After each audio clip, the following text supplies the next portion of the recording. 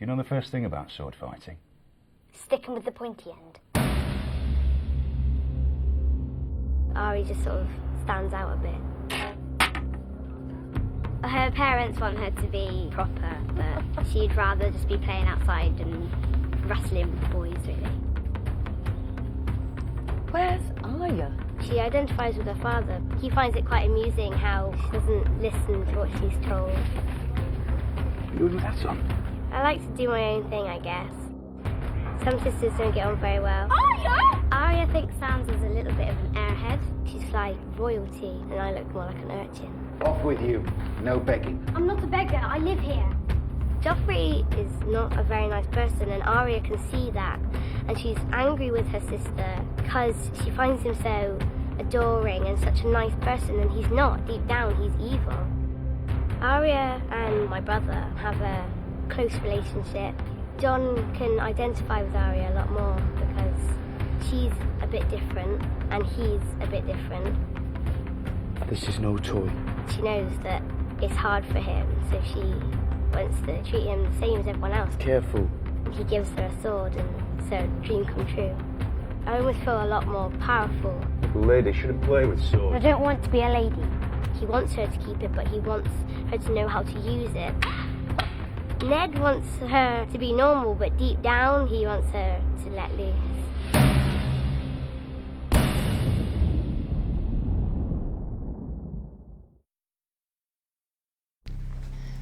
Brandon, I want you to promise me no more climbing. I promise. I'm Isaac Hempstead-Wright and I play Bran Stark. Well, he lives quite an easy life to start with. He loves climbing, he's the son of a lord. He has quite a good relationship with his father. In the first part of the episode, he has to go to his first beheading and his father's trying to teach him about it. You understand why I did it? Jon said he was a deserter. But do you understand why I had to kill him? Oh, where's the old way? The man who passes the sentence should swing the sword. They're on their way back from this execution, and they find this dead direwolf, and there are like 5 puppies. Jon Snow manages to convince Ned that it's an omen. It's meant to happen. Lord Stark. There are 5 pups. 1 for each of the Stark children. The direwolf is a sigil of your house. We were meant to have them. The sigil of House Stark is a direwolf, and there's 5, 1 for each of the children. Name of Bran's direwolf is Summer. It's such a great story. It's really like action-packed. It's really cool.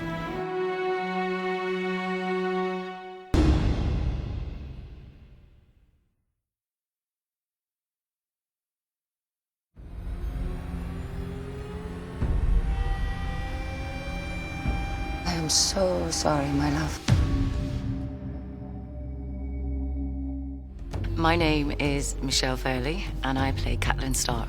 She's a good mother, a devoted wife. Her relationship with Ned, it is a very genuine and true marriage. She respects him enormously, but she also sees him as a human being. I have no choice. That's what men always say when honor calls. You do have a choice. They have children, and that is a very big priority to her. All the Stark children have a thread of commonality, but they also have incredibly individual characters as well. They're just a lovely contrast. She does not agree with war, but she becomes a warrior. She is a woman, but she is learning to think like a man. She does not know that she's about to set off on this journey, and that's the way it happens. Essentially, it's about people caring, fighting, loving, hating. It's all about that clash of morals and respects and lands and traditions. It's wonderful. I absolutely love it.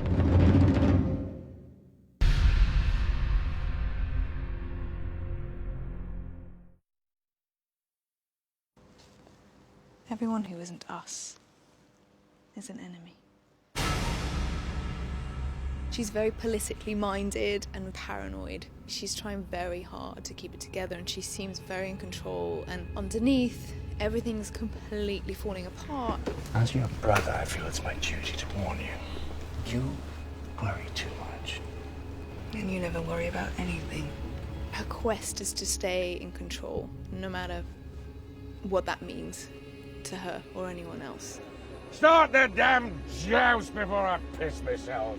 Cersei really loved Robert in the beginning and thought that they could make it work, but right now it's pretty hateful. Don't you get tired? Every day. How long can hate hold a thing together?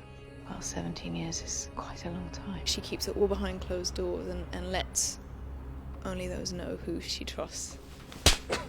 She loves her brother, but she'll trust him and she'll stay with him as long as he's faithful and loyal to her politics. Jaime's more fearful than Cersei, and I think Cersei and Tyrion have a lot more in common. The charms of the North seem entirely lost on you. Still can't believe you're going. It's ridiculous, even for you. You wound me. You know how much I love my family. Tyrion is as wily as she is, if not more so. And so I think she's very threatened by his manipulation and his planning, as she does. They kind of mirror each other a little bit, I think, in their knowledge. But you are a beauty. I don't think there's any love for Sansa. I hear we might share a grandchild. I hear the same. Your daughter will do well in the capital. It's another step of power if she can join these two families. But she knows that Sansa's father, Ned's a threat, especially when he gets close to Robert and he finds out certain things about her that she obviously can't afford to let him make public. You're just a soldier, aren't you? I was also trained to kill my enemies, Your Grace. As was I. He possesses qualities that she just doesn't. There's a kind of secret admiration going on for Ned, but she does what she does.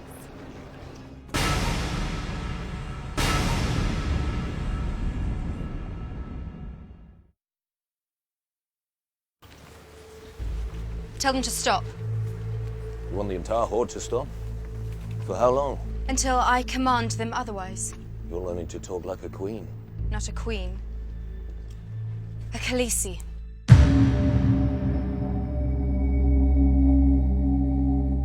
I'm Emilia Clarke, and I'm playing Daenerys.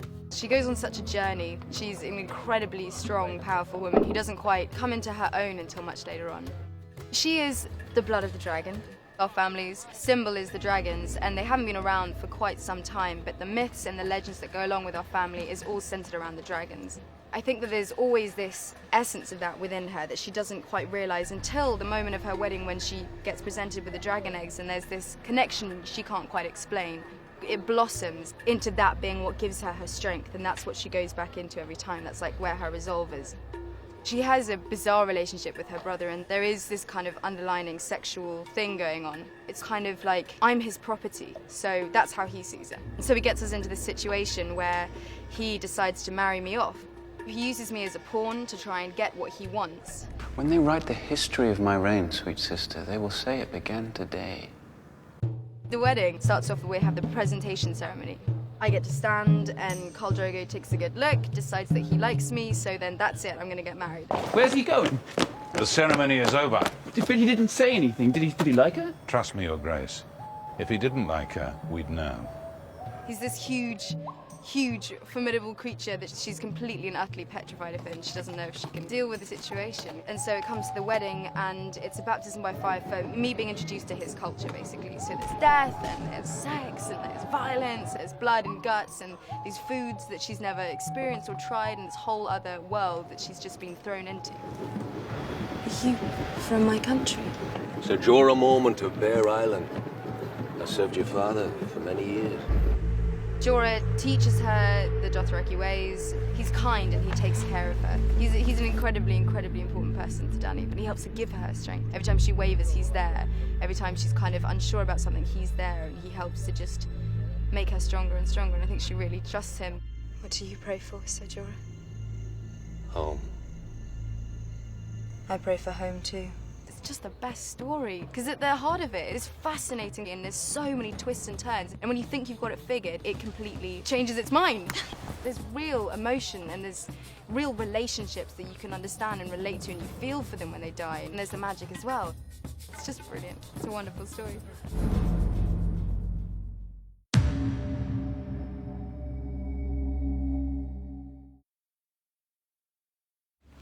It's a strange thing, the first time we cut a man. Realize we're nothing but sacks of meat and blood and some bone to keep it all standing.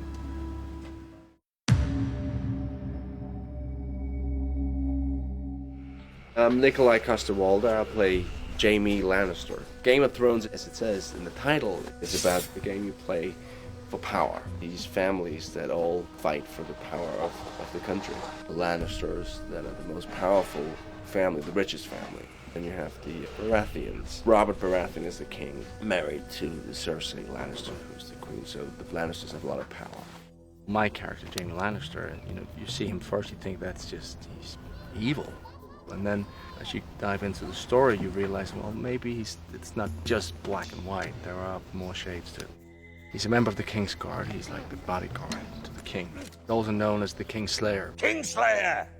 Get in here! Because he assassinated the previous king. When I watched the Mad King die, I remembered him laughing as your father burned. It felt like justice. Is that what you tell yourself at night? This previous king was evil, but there's this code of honor that he broke. He finds it difficult to accept that people just don't thank him in a way. On top of that, he has a very special relationship to his sister. She's the queen, and it's very complicated. I think it depends on her. She's kind of the only one who really knows him and accepts him, and he loves his brother. Little brother, beloved siblings. You don't really see Jaime having fun with anyone, but you see him having fun with Tyrion. They have a very dry wit. Don't leave me alone with these people. I'm sorry. I've begun the feast a bit early, and this is the first of many courses. I thought you might say that.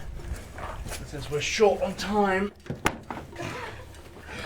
See you at sundown. Close the door! He is a soldier, and he doesn't care about the politics. He understands it, and he knows how to, maneuver in that world. You should be the hand of the king.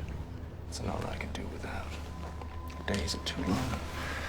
Lives are too short. He knows the game, and he does not want to be directly involved in it.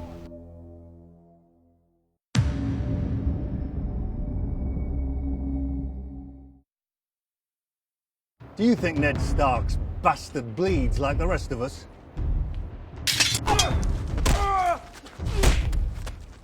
Well, Lord Snow, it appears you're the least useless person here. My name's Kit Harington and I play Jon Snow. I think Game of Thrones is different from anything that's been done. In lots of things nowadays you have black and white, you have good and bad. And this is brilliant because no one's totally evil or totally good. I would say Jon Snow is quite close to being that good person.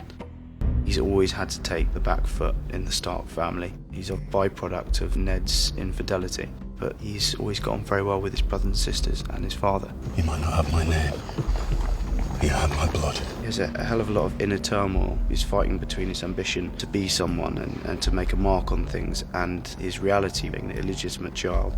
It's Robb that's going to be the natural leader and is the heir to the throne. He has to vent his clear leadership qualities somewhere else. That's why he goes to the Night's Watch. The Night's Watch is a band of men who are at the edge of this world and want no part of the politics that goes on within the Seven Kingdoms. All of these people are sent to try and redeem themselves. It's essentially a kind of Alcatraz. I don't think Jon does expect what he gets when he gets to the Wall, and it's a really hard lesson for him to learn. He had glorified this place in his head, and he gets there and he finds it's a dirty, half-built castle surrounded by people very unlike his family in the background he grew up in. He realises quite quickly that everyone at the Wall is equal and that he won't get anywhere unless he accepts that fact first and becomes a brother.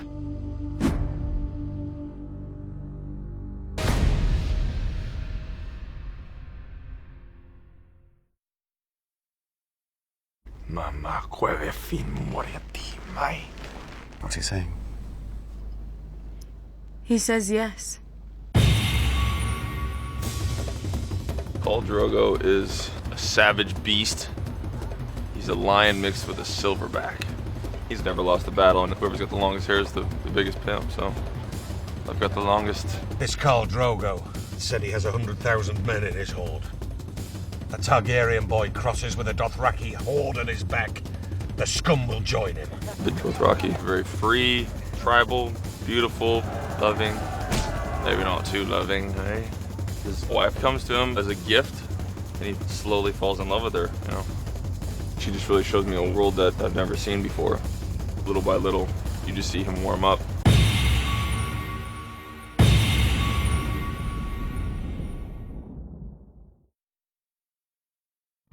Eddard of the House Stark sentence you to die.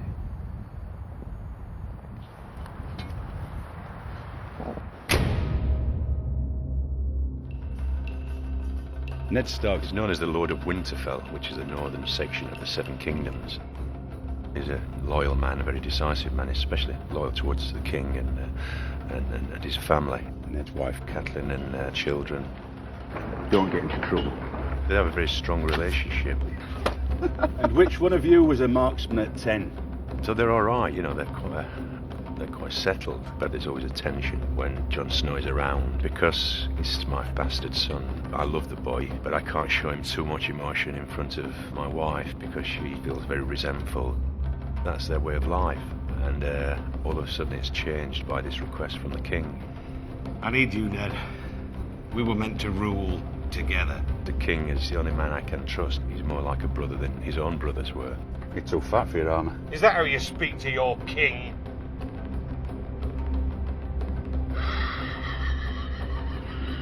And I trust him, and that's why I decided to become his right-hand man. You're a loyal friend. The last one I've got. I know what I'm putting you through. Thank you for saying yes. It's quite heart-wrenching for Ned to leave his family. I have no choice.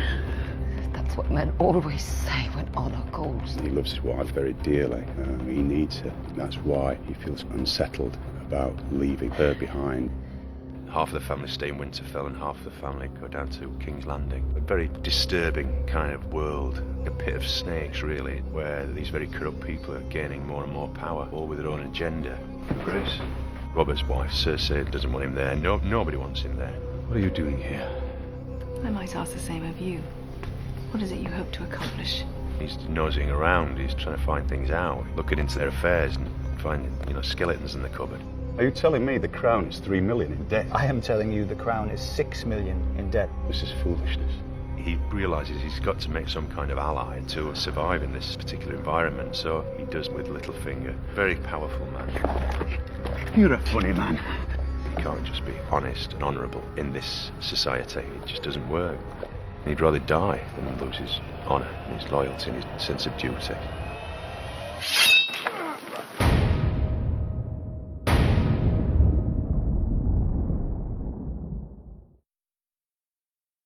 Lord Baelish, perhaps I was wrong to distrust you.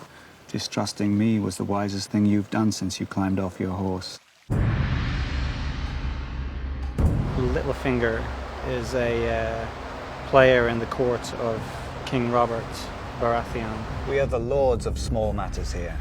I've got my finger in a few other pies as well. Brothels make a much better investment than ships, I've found.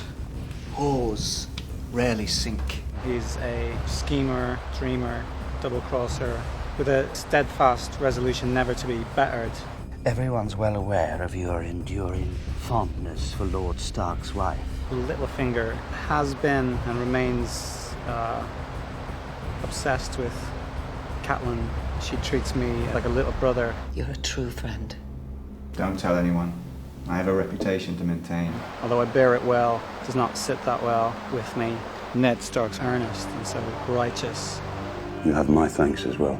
Now there's a prize. I like him, but I keep good with quite a lot of parties. Generally, I'm looking after number one. I have not had the pleasure, my lord. Littlefinger is interested in Sansa because she's Catelyn's daughter. She reminds me of Catelyn when she was younger. I won't tell anyone, I promise. No, please don't. Things in King's Landing or in the whole of the Seven Kingdoms are rolling towards, possible civil war. But Littlefinger thrives in times of chaos or of disquiet. That's when I'm at my sharpest and at my best. And having fun.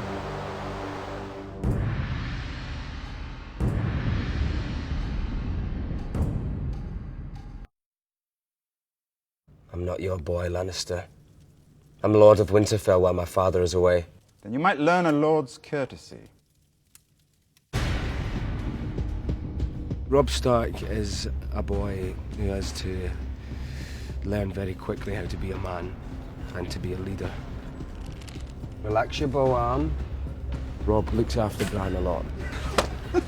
He knows how hard it is to be a young man in a Stark family. And he's bound by duty and and honour a lot of this which comes from his dad. Robb looks up to Ned so much and watches him and watches how he is around his men and around his family and how he disciplines people. He has to put on a mask of being a man and being capable because there's too many people that are going to be looking to him for answers and for leadership. We need a new steward, and there are several other appointments that require our immediate attention. I don't care about appointments. I'll make the appointments. His dad goes, I have to rule Winterfell. He's gone from being a boy that's growing up quite quickly to having to be a man and leading armies and making decisions and killing people. I'll ride to King's Landing. No. There must always be a Stark in Winterfell. My mum's starting to see that she might have lost her boy a bit. He's had to grow up quickly. Jon Snow and Robb Stark have a fantastic relationship. Next time I see you, you'll be all in black.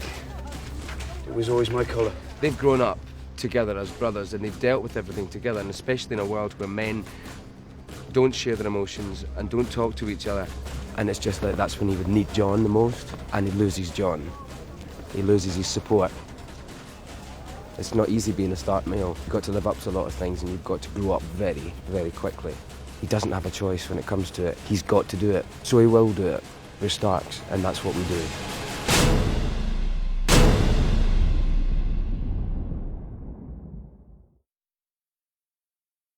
Oh, Grace, you got fat.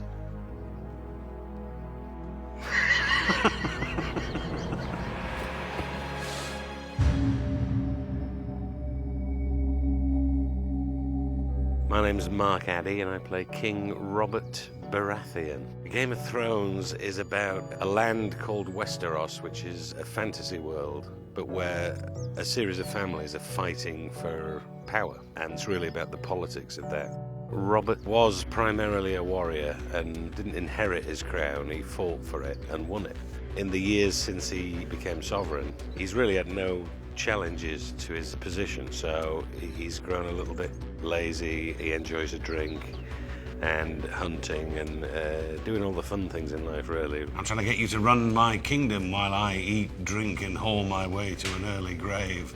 Robert is married to Cersei Lannister in the tradition of royal marriages for building power. By linking a powerful house with another powerful house, you create a much more powerful dynasty. It's a marriage in name, but not a happy marriage in any stretch of the imagination. The love of Robert's life is not his wife, it's actually Ned's sister, who is now dead, and he's never got over that. Did you have to bury her in a place like this? This is where she belongs. She belonged with me. Robert and Ned grew up together, and Ned was gifted Winterfell when Robert took his place at King's Landing. Robert has discovered that he's surrounded himself with people who may not have the best of intentions for him. He needs somebody to be his right-hand man. Ned is really the only person he can trust. I only ask you because I need you. You're a loyal friend. You hear me? A loyal friend. The last one I've got. I hope I'll serve you well. You will. Yes, he's a king, but he's not the kind of king that you would expect to see. He wasn't somebody who was born to be king.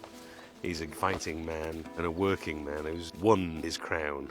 And he's really more down with the drinking, the girls, and everything else that gets you. So he's not really keeping an eye on the bigger picture.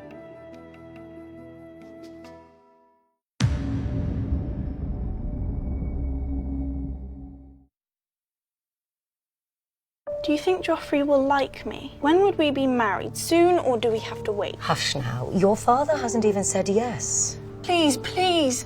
It's the only thing I ever wanted.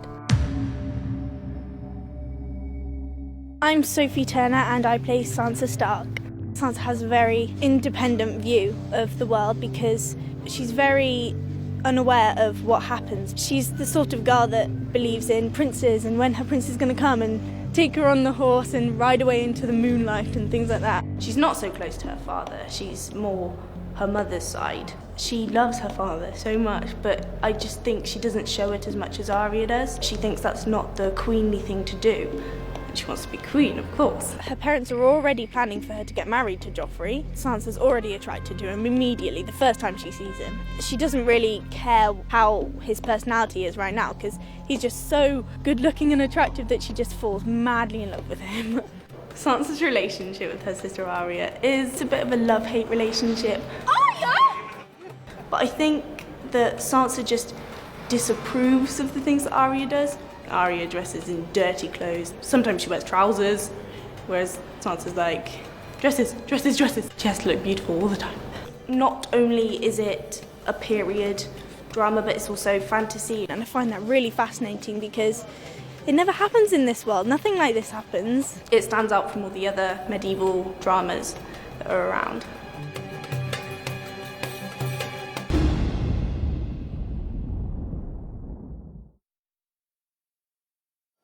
Starks are feasting us at sundown. Don't leave me alone with these people. I'm sorry. I've begun the feast a bit early, and this is the first of many courses. Tyrion is sort of the good bad guy, the bad good guy. You might as well kill me here. I am not a murderer, Lannister. Neither am I. He has zero powers with sword or physical defenses. So he has to defend himself with his wit and charm. How do you think Balin Greyjoy would feel if he could see his only surviving son has turned lackey? Careful, imp. I've offended you. Forgive me. It's been a rough morning. Oftentimes that works better than the sword. Look at me and tell me what you see. Is this a trick? What you see is a dwarf. If I had been born a peasant, they might have left me out in the woods to die. He likes playing with people's expectations of his size as well. He knows exactly who he is. What's your story, bastard? Ask me nicely and maybe I'll tell you, dwarf. Tyrion and Jon Snow have a common ground with each other. He is considered the bastard of his family, and I'm considered the bastard of mine, even though I'm of the same gene code. Little brother. Beloved siblings. Tyrion and Cersei both have a hard time being around each other. They see each other for who they really are. No, I just want to stand on top of the wall and piss off the edge of the world. Children don't need to hear your filth. Tyrion and his brother Jaime have a close connection because of the horrible things that they've been through together. My dear brother, there are times you make me wonder whose side you're on. My dear brother, you wound me. You know how much I love my family. Jaime has gotten out of many tragic situations in the past. They have a real loyalty to each other. Tyrion has a lot of faults, but he's not one for lying. He sleeps well at the end of the day. See you at sundown. Close the door!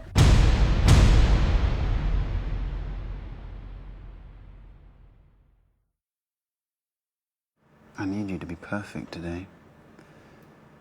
Can you do that for me? You don't want to wake the dragon, do you?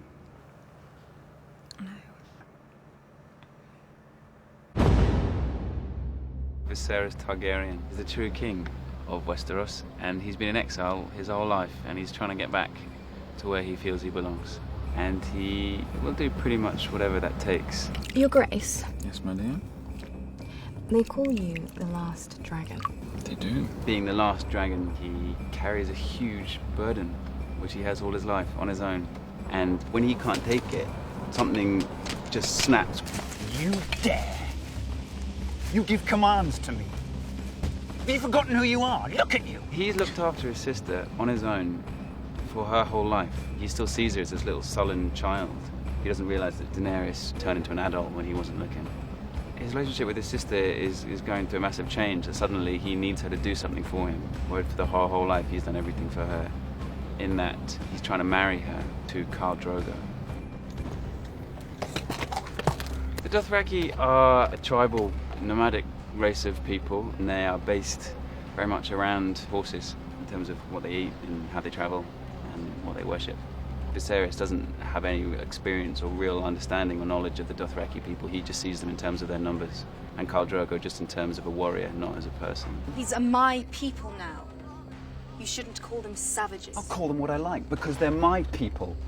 This is my army. The Dothraki are fascinating, rich, powerful people with their own customs, and they don't care two hoops about his traditions and his family and his right to rule. He sees himself as their king now, and they don't treat him like that. He just refuses to adapt and change because he doesn't see their worth. Sir Jorah Mormont of Bear Island. I served your father for many years. Gods be good, I hope to always serve the rightful king. Sir Jorah Mormont is the knight in exile. I see him as a useful ally, and I love the fact that it's the first grown man, to actually call me your grace and to treat me like a king. But everything is subordinate to this higher purpose of his. Any human relationships, even with my little sister, make him happy. He wouldn't save her, he wouldn't save anyone if it meant getting the crown.